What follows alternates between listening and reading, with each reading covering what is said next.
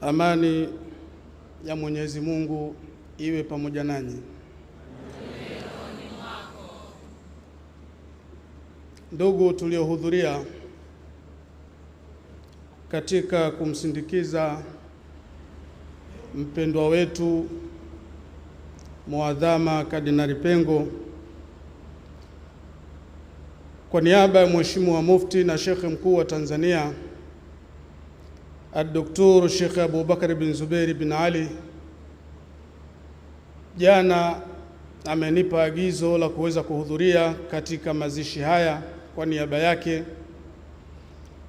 na amenipa maneno ya kuja kusema kwa namna yeye anavyomfahamu Muadhama, kwa namna alivyojitoa na kujitolea kwa maslahi mapana ya taifa hili.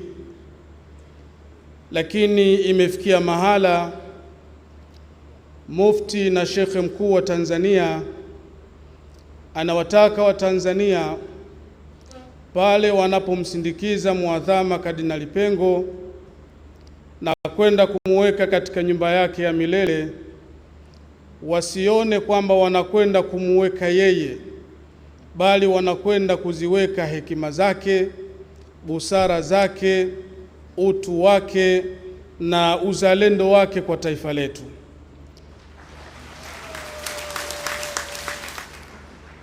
Mheshimiwa Mufti na Sheikh Mkuu wa Tanzania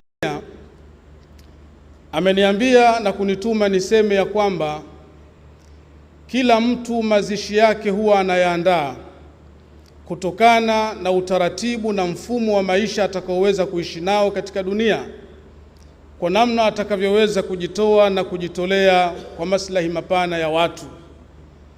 Na Mufti na Sheikh Mkuu wa Tanzania wakati ananipa maagizo haya amenukuu kipande cha hadithi ya Mtume sallallahu alaihi wasallam aliposema, nami naomba kunukuu kwa Kiarabu kisha nitafasiri kwa Kiswahili. Mtume anasema, khairun nasi anfauhum linnas, mbora wa watu ni yule anayeleta maslahi mapana kwa watu. Lakini mwisho Mufti na Sheikh Mkuu wa Tanzania ameniagiza ni nukuu andiko katika Biblia, Luka 2:52, inasema kama ifuatavyo: naye alipokuwa akikua katika hekima alimpendeza Mungu na wanadamu. Na ndivyo ilivyokuwa kwa mpendwa wetu.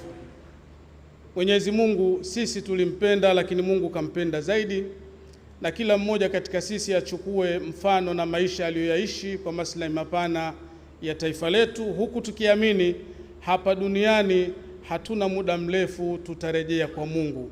Hakika ya sisi sote ni wa Mungu na kwake tutarejea. Asanteni sana.